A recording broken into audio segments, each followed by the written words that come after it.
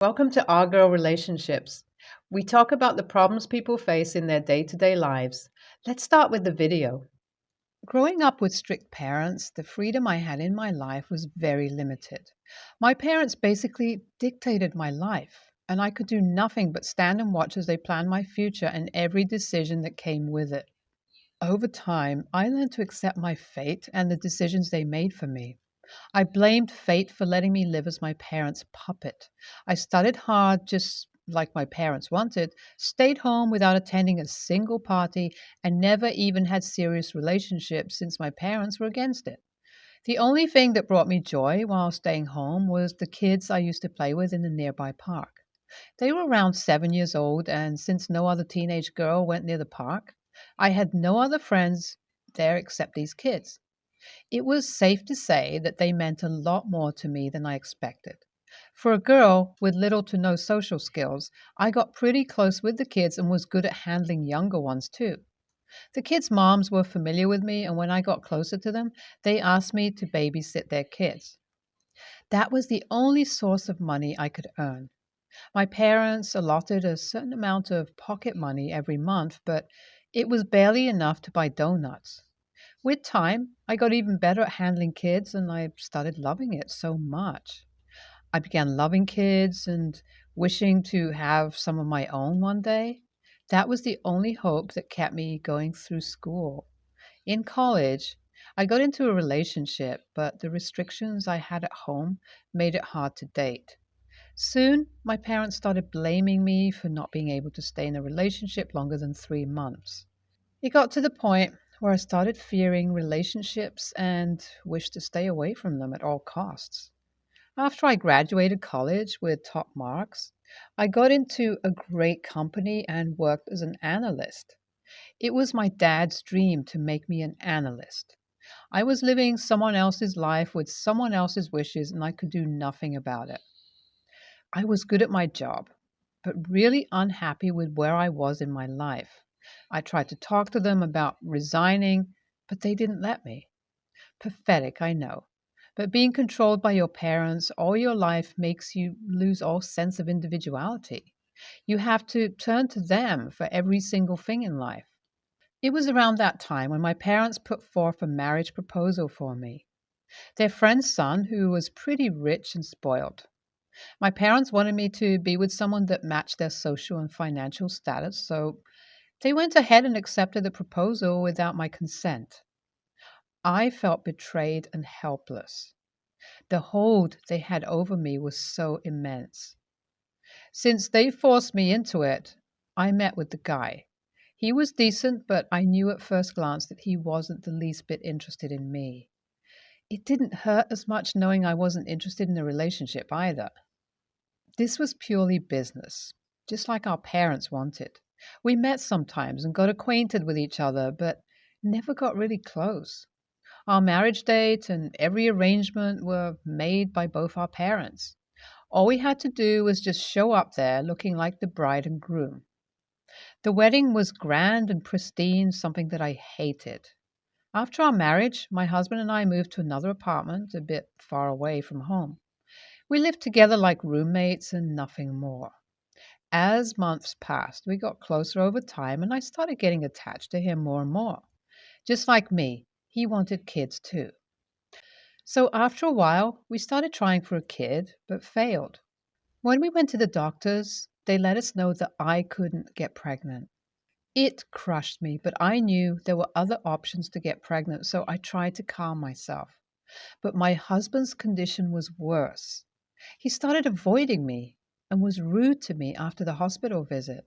I tried to talk to him, but it was almost like we were strangers. It broke my heart to see him closing off from me. I suggested alternative methods to get pregnant, but he didn't care enough to even listen to me. He was slightly blaming me for not having his kid. To get over the sadness in my life, I poured all my time into work and tried my best to not come home after work. I didn't want to see his cold expression, which made it clear that he hated me. Sometimes when I came home, he wouldn't be there, and he stopped responding to my texts a while back, so I had zero idea about his whereabouts. But it became normal to me at some point. On my birthday, I was sure that I would be spending it alone since he wasn't home for a few days. I was trying to cheer myself up by putting on my favorite movie and a cake. When I started watching it, the door opened and my husband came in. He looked at me and said that he wanted to talk. I was anxious, but complied. Without much stalling, he cut straight to the point that he cheated on me with our common friend and some random girls, too. To be honest, I wasn't as shocked as I had expected. I knew that it was only a matter of time before he went looking for someone else, but what hurt me was that he cheated on me with our friend. She had been one of the few friends that I made after marriage and was pretty close to me, too. He didn't look the least bit apologetic when he confessed that the only reason he stayed with me was because of the hope that I would give him a child. Since that didn't happen, he didn't feel the need to drag our relationship anymore. I looked at him with teary eyes, the hurt and betrayal evident on my face. I kept crying and shouting and even tried to hit him to release my anger and frustration, but it didn't work. He just stood there, emotionless, and simply told me that he would send me the divorce papers. Everything seemed blurry around me at that moment, but I didn't want him to see me any more broken than I already was, so I nodded. He then asked me to leave the apartment since it was under his name. I didn't argue and left without another word. Am I the reason for my suffering? AITA for not being able to give him a child? It hurts me too bad, but no one seems to listen to my suffering. Thank you all for the warm messages. It made my day to go through these messages and feel so loved. After my husband, or soon to be ex husband, kicked me out of the apartment, I had no place to go. I had no friends, and going back to my parents' house was not even an option. I stayed in a hotel room for several days and searched for an apartment, and thankfully I found one. It was plain with white walls. There was room for renovation, so I bought it without hesitation. It was the first time I was staying alone at a place, and I was both excited and nervous. After I moved in, I signed the divorce papers and was finally free. My parents got the news and blamed me for the separation. Apparently, I should have begged him to stay with me even after he cheated on me. My mom indirectly even blamed me for not being able to conceive. They kept blaming me without a break, and when I finally got a chance to speak, I told them that I was done living the life they chose for me and that I was going to live the life I'd always wanted. It was like opening a dam. All those years of bottling up my feelings made me list the ways I dedicated and wasted my life for them. They were shocked, and before they got a chance to insult me again, I left. It felt good to finally break free from them. A few weeks later, I learned from one of my ex-husband's friends that my friend, whom my ex cheated on me with, was pregnant. I couldn't hold my surprised laugh. They let me know that our friend actually baby-trapped him. I could almost feel karma working its magic and felt a sense of peace in it. She was actually one of his flings, but when she showed up at his door several weeks pregnant, he had no choice but to take responsibility, as it was a matter of his reputation. Well, at least he got to be a dad, I guess. I didn't waste my time thinking a lot about them and went on with my life and wished them the best in my mind. After completely settling into my home, I redecorated my space into something that made me feel warm and comfortable. It was the first time that I was decorating my room, and it took some time to find my style, but I finally did it. Once I got into a routine with my new life, I thought about adopting a child and being a single parent. I consulted one of the adoption centers and they agreed. Fast forward a few months, and I adopted a 5-year-old girl. She was the sweetest girl, and we bonded pretty easily. 1 year later, I met my friend in a supermarket, and I was surprised to see her there. I thought she was with my ex-husband, so the confusion was visible on my face. She looked at me guiltily and confessed that she was with her boyfriend now, and that the baby was his. Just then, said boyfriend and baby came into our view. I gasped and laughed at the same time. She explained with an apologetic smile that she was already pregnant with her boyfriend's son at that time, and that he had no financial stability to look after the child. That was why she was with my ex-husband. Soon after her child was born, she left him. We talked a bit more and she apologized a lot for her behavior. I just laughed and let it go. A few days later, my ex-husband visited me at my new apartment. I was almost about to shut the door in his face, but then he started begging me to listen. So I did. He apologized profusely for betraying my trust and being a jerk to me. He begged me to take him back and give him another chance. I felt pity looking at him, but refused it and asked him to get out. He was surprised, but still left. I was in a happy place with my apartment and my daughter. I didn't need extra drama from others. I'm so sorry you had to go through all this alone. As someone who was controlled by their parents their entire life, I know how it feels. NTA, girl, you should never blame yourself for such a thing. He's the jerk for leaving you. I love how you got back at your parents and ex-husband by finding happiness by yourself and being successful. It must have felt good to say no to your ex. I'm a 32-year-old male. My ex-wife, let's call her Cindy, and I got married when we were 19 due to the fact that she was pregnant and we both came from highly religious families. Obviously, the marriage did not work out, and we got a divorce as soon as it was financially reasonable, both in the sense of affording lawyers and such, and being able to afford our lives without our family's support 9 years ago. We weren't really actually together for maybe a full year before that. Although we are not in love, I do love Cindy, and we have remained close friends. Some of it was for the sake of our child, but honestly, we don't just tolerate each other for the sake of the kid. Teenager now, insane. We're genuinely close friends and have been for as long as I've known my now fiance, 30, female, which is a bit over 4 years now. Cindy and my fiance aren't close friends, but I thought they were friendly. We always see Cindy when there's anything to do involving our kid, and she's generally invited to everything that has to do with my high school friend group. She's never complained about Cindy being there. So it felt only natural to invite Cindy to our wedding. She's my friend and the mother of my child. My fiance, however, doesn't seem to agree.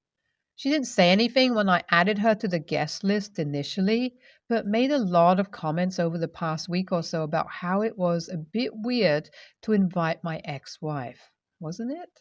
And I told her to stop thinking of it like that and think of it as me inviting my close, strictly platonic friend to a very important day to me. I also told her that it was kind of hard to uninvite her at this point, given that the invites have already been sent. I thought that was that, but she told her mother that I was being unreasonable. So now my soon to be mother in law has sent me a very lengthy message on how rude it is to invite a past love to such an event and to please let her know the invite was revoked. Because mostly all of my friends know and like Cindy, I think they're biased when they side with me on this. So I'm coming to what's honestly a more unbiased audience to ask if I'm the AH here. The guest list was made around 5 months ago, invites sent out 4 months ago. We are less than 3 weeks away from the wedding. NTA, but you are starting a new life with a new wife, and she is your priority now. If she's not comfortable with it, then you should consider talking with Cindy about not coming. But first, I'd be asking your fiance where her line is with you and Cindy's friendship, co parenting, and make sure her boundaries are ones you can live with. NAH. I think it's fair to want the mother of your child, who is a close friend since high school and who you are still friendly with, to your wedding.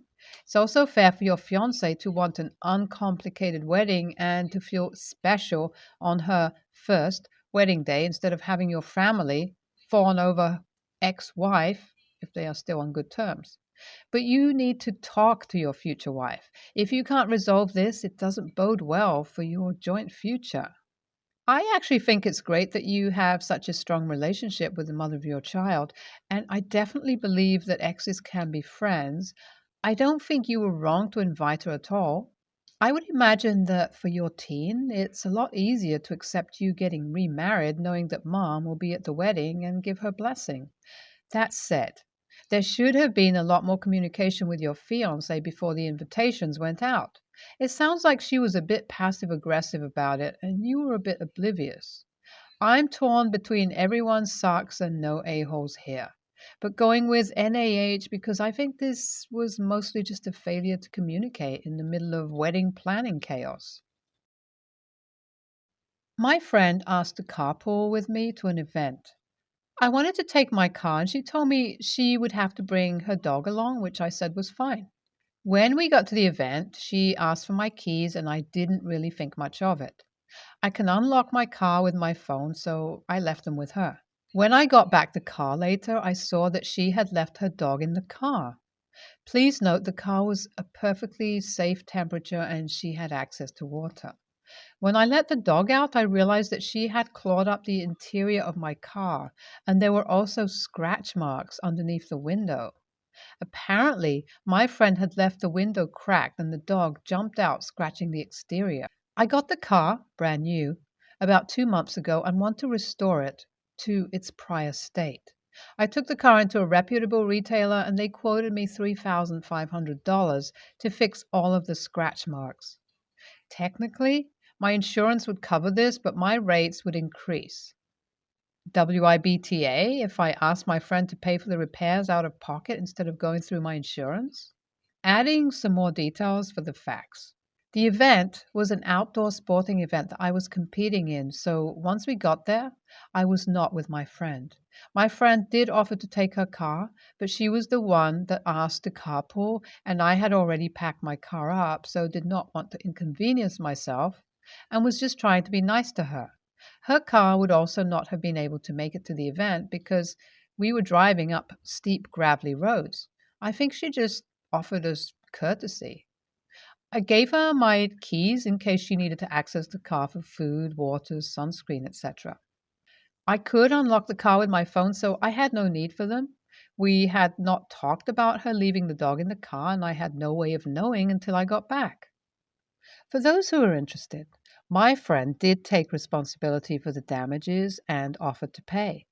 I did decide to go through insurance and have her pay the deductible plus 3 years worth of the increase in my insurance rate. In total, she is paying me $1,000. We're on good terms, but I have decided to distance myself from the friendship because I believe as a whole I'm being negatively affected by it. This instance was the final straw for me. I reflected more on some of the reasons why I wanted to ask her to pay out of pocket, and I think some of my motivation was out of frustration and rooted in retaliation. I decided that's an unhealthy mindset for me to adopt. I've also talked with her about how she's treating her dog, and turns out that she has been thinking about rehoming the dog for a while since she doesn't want to devote the time to take care of her. Sad, but the dog will live a much happier life. Aside from her tearing up my car, I think she's a pretty cool pup. All's well that ends well, and I appreciate everyone's input. NTA, why did she even bring her dog if she was just going to leave it in the car? I have a dog who loves car rides, but is big and snotty, and the back of my car is rarely without massive, slobbery windows. Fur everywhere, spilled water, and scratches on the back doors from her putting her foot up to stick her snout out, and barely opened windows. I never leave her unattended in my car, and it still looks like a disaster area. If she transports her dog regularly, she would have to know that your car would get, at the very least, dirty, if not scratched all to hell. NTA, did you know that they were leaving the dog in the car during this event? If so, you are partially responsible for allowing that. But the bottom line is your friend's dog damaged your car.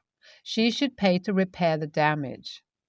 Why do people think their dog must go everywhere they do? Believe it or not, your dog is going to do much better at home with a pet sitter checking on them than in a hot or cold car, in a parking lot or garage. They don't need to go to the grocery store or Home Depot. They don't need to go on all your dates or over to your relative's house. They don't need to go to your kids' sporting events. Leave them home where they have food, water, a safe temperature, toys, and familiarity.